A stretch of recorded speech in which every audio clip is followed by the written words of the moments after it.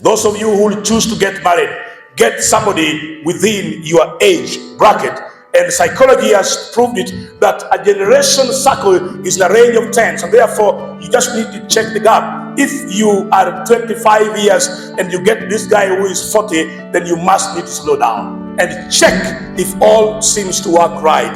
The concept of Satan to diminish, to demean or to weaken the marriage foundation is to bring slogans and statements which are sensual and lustful in nature. I have challenged the proponents of age is just a number, but I'm yet to see a young girl of 28 years old getting married to a very poor man of 60 years because age is just a number. Many times they will hang on some man who lost a wife and has a big estate, and since they have seen Prados, so many young girls are not getting married to real men. They are getting married to some Prado and some estate and some cheap life traveling to Dubai or so. If you mean well for yourself, know the age of the guy or the gentleman or the lady that you are engaging in. So one key factor is age and maturity. The next thing you need to consider in your marriage journey is religion or faith or belief. Religion or faith or belief. 2 Corinthians 6:14 says, do not be unequally yoked together with unbelievers. For what a fellowship has righteousness with lawlessness, or what communion has light with darkness? When you are making marriage decisions, or even the general dating and courtship we learned yesterday, be careful to check on the faith of the person you have. Now, in this case, the Holy Bible clearly elevates marriage as a human institution that is holy, and therefore it must be entered in the context of faith. Marriage should be entered into only between partners who share a common faith and a similar lifestyle. Generally saying, the more compatible you are, the easier your marriage will be. So this compatibility brings age in factor, brings religion and faith. And therefore, it is much more advisable that if you believe that the God you worship, you need to kill chickens every day for God to be happy, then look for a lady who will also help you kill those chickens. In essence, check where faith is there. This aspect of faith looks a little bit ignored, but it comes in reality. You give birth to your firstborn child, the child dies. Then the church where she goes to tells you that we need to kill some black sheep. And the church where you go to says you need to pray in church the whole night. The clashing now comes. So therefore, you need to know that the reality of marriage is not in the wedding day or in the honeymoon time. When factors comes down, it will be your faith which will guide you. When you share a common faith, you will easily say, no, God knows our situation. So please get it right as such. To keep it holy, God has given guidelines to all who wish to enter in marriage. Never should God's people venture upon forbidden ground. Marriage between believers and unbelievers is forbidden by God in the Bible. Now, this is not an aspect of prejudice ama kudharau mtu. It's a concept of compatibility. What works for you? Because we don't marry to convert people. Marriage is not one formula of preaching the gospel. So therefore, know the religion and don't go blind. The next point that you need to know in your marriage issue, number 3, never use lie, deceit, or falsehood as a foundation of your marriage. Never use lie, deceit, or falsehood as a foundation of your marriage. Better say the truth and lose the marriage before you have it than to lie and get it and suffer forever. So, lie, falsehood, and deceit will always take away the favor of God, and it will haunt you in your life almost to the grave. If you are a girl and you have a child, tell the boy who wants to marry you, I have a child in PP1. Should he fume and go, so be it. God will provide for you a good man. The moment you hide it, then you sneak one by one in the third year of your marriage. That is when you may even find your child being tricked by some cultures to be planned to be killed against your wish. So don't use any lie. Don't give your body that you get pregnant to be married, because the man will never trust you. If you gave it to me, who else did you give, and who else will you keep on giving? That's the question. And therefore, always go on the truthful journey, and God will give you the best marriage aside. The next point you need to consider is the level of education.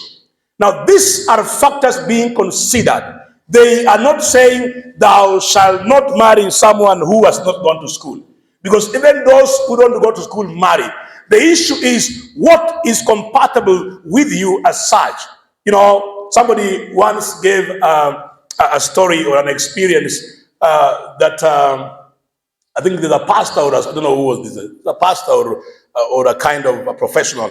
So the guy used to speak, and every time he was speaking, he would mention names like Mercy, Grace, Nehema, Rehema, Amani, Faith, and the rest.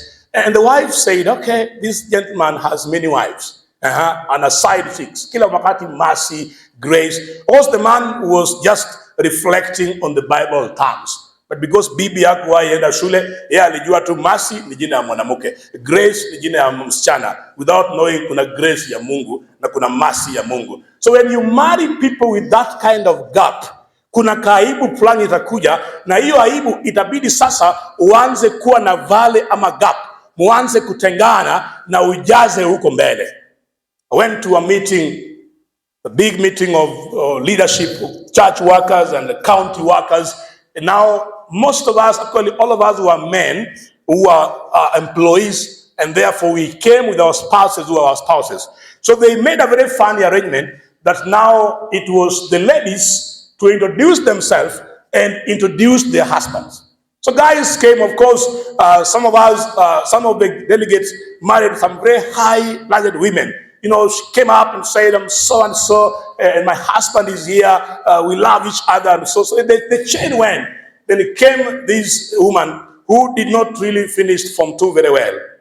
And then she said, I am also Josephine and John.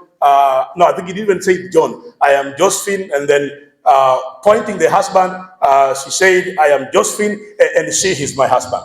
And she is my husband. And the whole house laughed. The way we umeoa bibi bwana, alafu wanasema ati she is my husband. Huyo pia anafaa olewe, lakini wacha olewe mahali Kiswahili inaongelelewa. Because truth be told, that man was haunted and traumatized. But then nowadays, there are some jobs you only get them if your wife or your husband qualifies to be employed in that company. So they will ask you, like, for you to be a VC of any university, you must have a minimum qualification of the kind of wife you married. Vijana, hii idea ya kusumbua wasichana hapa college, alafu mnarudi huko mnatarget mtu wa KCP ndio msumbue, alafu muoe, ishindwe kwa jina la Yesu. Yeah. Young girls, piga hawa vijana, push them, tell them you must marry from here. Can you say, girls, mbona muongei, you must marry from here? Yeah, muoe hapa.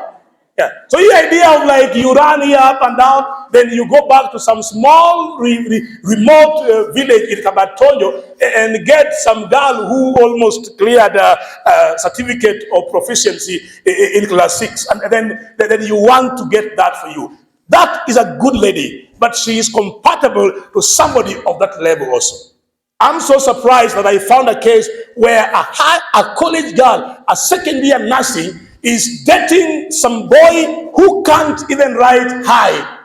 And this cheap idea of writing things like Nico, I'm coming, and then you write I'm coming, coming just like coming, I'm coming,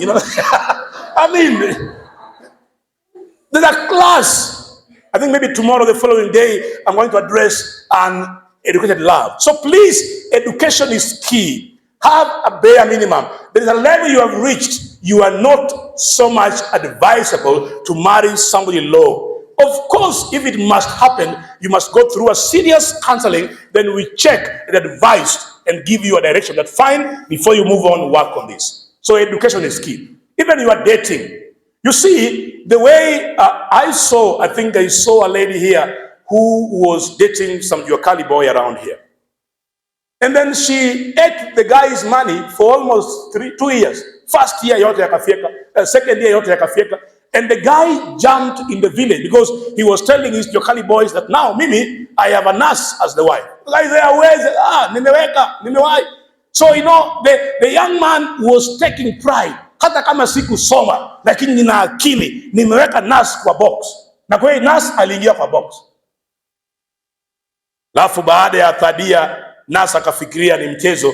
Alipojaribu kupropose hiyo relationship iishe, she was the messy girl in this town here.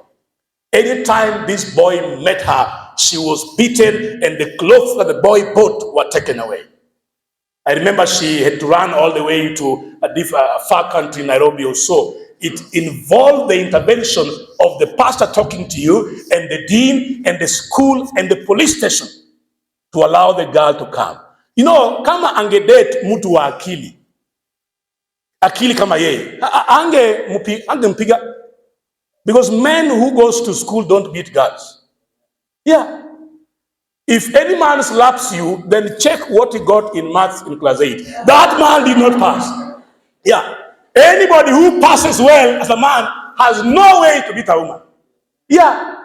So young girls, don't be so much stupid that you are hooked and hyped in some kind of relationship which does not work compatible. Hata mambo yakiharibika, huwezi kuwa na ujasiri ya kuintroduce this to be your husband. You have a class to keep, and the class is given to you by God himself.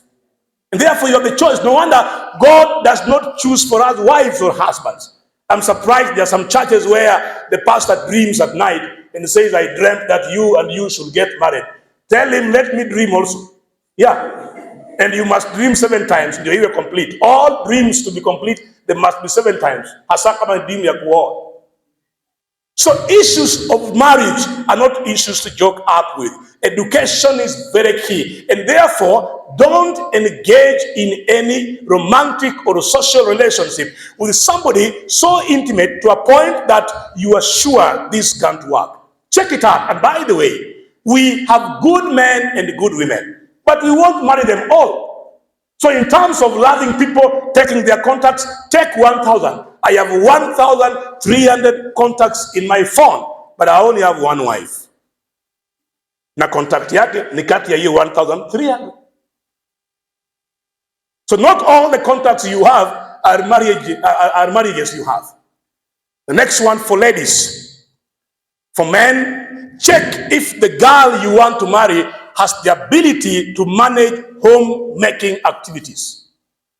If you have this girl ambaye kukata tu mboga sukuma wiki, kitambo mboga iishe, mikono pia imeisha, damu imekatwa, you know, that kind of girl is not fit for marriage.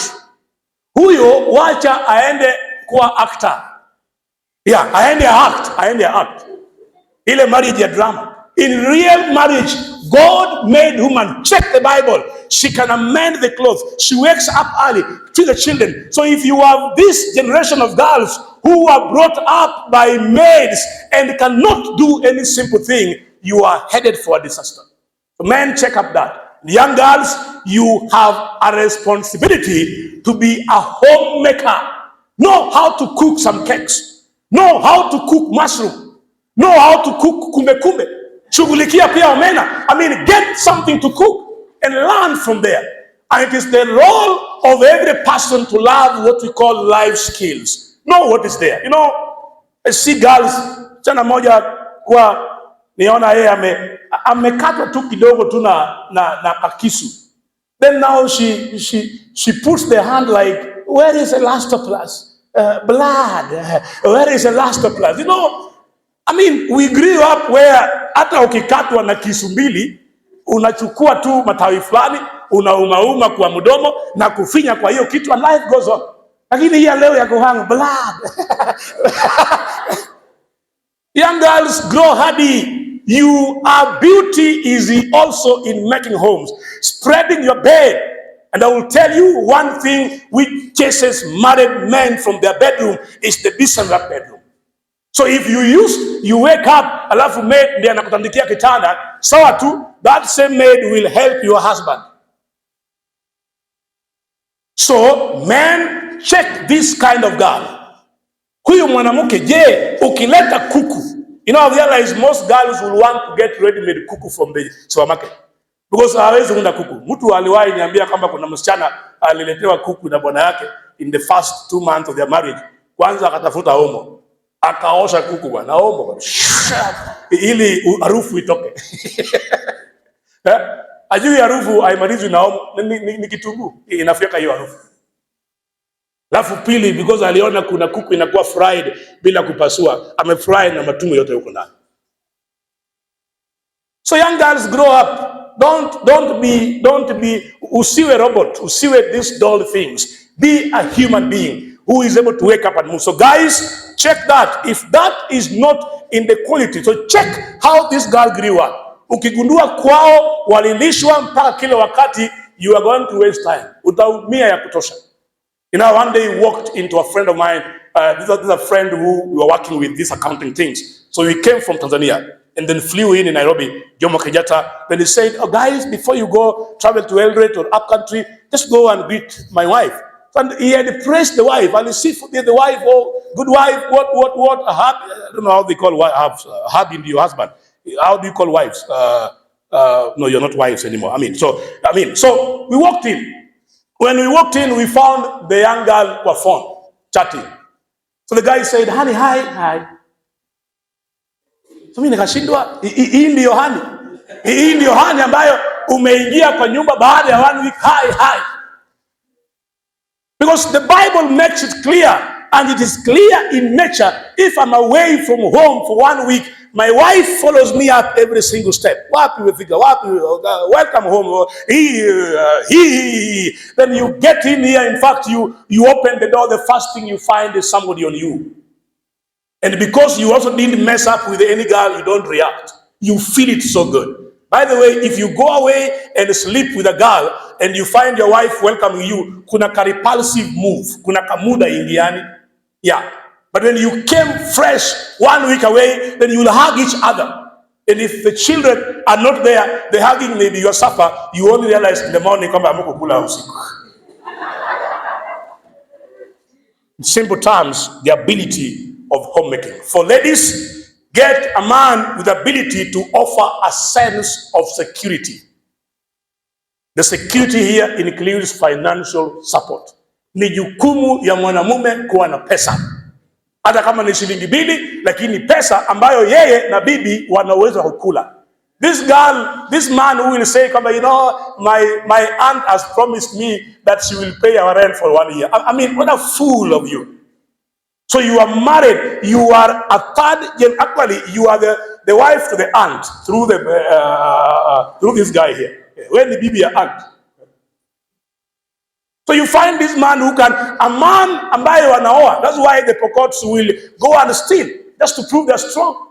Wewe ingia kwa mjengo, you may have done nothing, there is no job, na hapo umeoa. Ingia kwa mjengo, wako neat. Kama hakuna mjengo, enda kwa msitu, huwa swara, kuja naye mkule. Kama una nguvu ya kuua swara, rokota mushroom kila mahali, kuja naye nyumbani. Kama mushroom ni mbaya, tafuta kumbe, haitaji rungu, just take them where they are and bring them home. In simple terms, a man must have a sense of security, and one of them is financial security. This is not wealth and riches. This is something to fall back. You are able to sit down and have some 200 shillings to get supper. The next one is the cultural and ethnic differences. You are born in West Pokot, and she is born in Gusiland. It's so good to get married across culture, but understand it so well. If you find this girl who lived all her life in West Pokot and does not know that there's a tribe in the world, then you meet in campus out of confusion, then you get married, take her into the deep Kisi land nearing Masai, then expect trouble. Because all our times huko kwetu. Yeye ajui kitu, kile anajua ni huko kwao. Huko kwetu. He can even tell you, mimi sipendangi wa Kisi na umemuoa. Sasa unashinda na huyu. Yeah, sipendangi wa Kisi na umeoa yeye. Na Mungu na yeye hapo, Mungu wawili. So azungumzie kisingine, ni hiyo tu anazungumzia.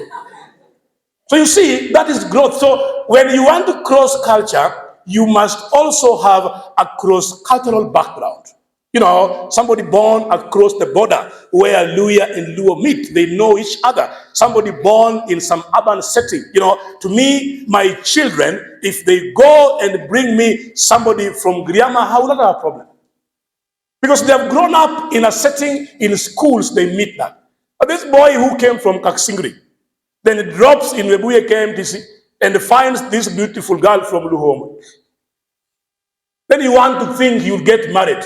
You only realize disaster after your few years in marriage. That's when you realize that in Luhome, there is what they do when a child is not born. Kaksingri do it differently.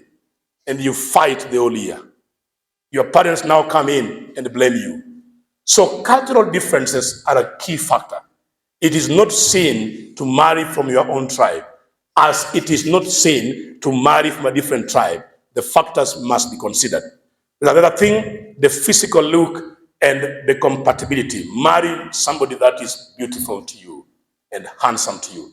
Mtu ambaye ukisimama una uwezo wa kugonga yeye mabega. Okay? Sema, meet here my dear wife. Okay? Sio mke wangu ni huyu, mke wangu ni mama watoto. In fact, they even call them mama watoto because they don't qualify to be wives. If you hear men calling their wives mama watoto, then it means a contract. Ameajiri yeye kusaidia yeye kupata mtoto. What if she had no child? Atakuwa mama nini? Yeah. Mama wanyama. Mama wa nyumba. Okay. You know, when you move for marriage, you lose some sight because they say love blinds, but marriage is an eye opener. So it's good to have a third party who have no interest. And they will say, oh, who is this? In fact, you realize I took my brother to pay dowry. And while we were introducing ourselves, one of the guys said, oh, are you Pastor Boaz? So it means that there is somebody here who knows me differently. So when you give it time and you expose it to more people, then you have a high chance of getting a more compatible person. Family backgrounds is very okay. And please, even in the old days, I used to see kama nyumba ni ya wachawi, wanatafuta tu mchawi ndio wanaoa. That's what they used to do. I saw a mchawi came to our aunt and said, natafuta msichana, unajua ile game huko nyumbani, tafutia mimi yenye ana hiyo game. And they were very okay. Because anajua usiku kuna kukimbia. Na kama wewe ni bibi, either upeleke yeye kukimbia ama uombe yeye akienda kukimbia. So check those backgrounds. There are some people who have been trapped in dirty, toxic backgrounds. I'm aware of homes ambayo once in a year watu wanaoga na damu. Instead of taking bath with water, wanaua kondoo, jina whatever, na kukoroga a lot of kind of dusty things and herbs, and you take bath with those kind of nasty things. I'm aware of homes where men and women, graduates, have been forced to jump over fire because they're looking for a child. But check those backgrounds and see who they are. And this takes you back to the aspect of religion. If you realize the background is not good, usiende pale kama mtu wa mkombozi. Kwa marriage, sisi hapana mkombozi, ni Yesu ndio mkombozi wa ulimwengu. Then lastly, value parental responsibility and support. I said here that godly parents must help their sons and daughters in the choice of their lifelong partners. Listen to your parents. Involve them as early as possible. There is more success when parents are involved. By the way, research, I think it is in India or somewhere where parents choose for your spouses. The rate of commitment and stay in those marriages are higher than in the Western world where you choose for yourself. In simple terms, please just get that. And lastly, you have the character. When you want to get married to somebody, sit down under a tree and ask yourself some questions. Can I trust this man with my weaknesses? So kuna mtu ambao unatoka tu kidogo tu 1 week, umetoka hivi kidogo kuenda kwa school fees, ana girlfriend nyingine. Can I trust him? Will he kill my dreams? Is it safe to love this man or woman? Will dating multiply or reduce your potential? Do we share a common faith? You've said that. Are you mature enough? Yes. Do I feel proud to walk with you and introduce you to people? If no, stop. Do you respect your parents? If you find a lady or a man who has no respect for parents, then he won't respect you. For men, does she have the ability to cook well and manage home issues? And for ladies, does he have the ability to offer financial support? Do we have a common worldview socially and culturally? And do I enjoy your temperament? Ama ni mtu wa kelele nyingi and all those kind of challenges. I want to wind up by saying, a good wife and a good man comes from who?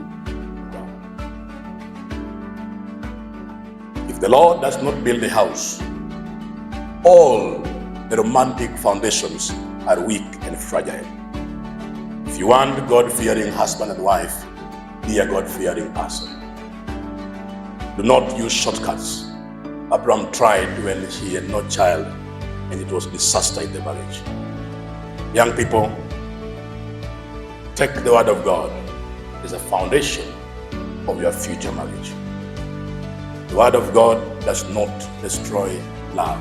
Those who were here yesterday, I told you that even angels rejoice when people in marriage get in love. They take notes and selfies and forward them, snapshots, forward them to heaven. Ambia Mungu ona vile hao wanapendana. They're very happy.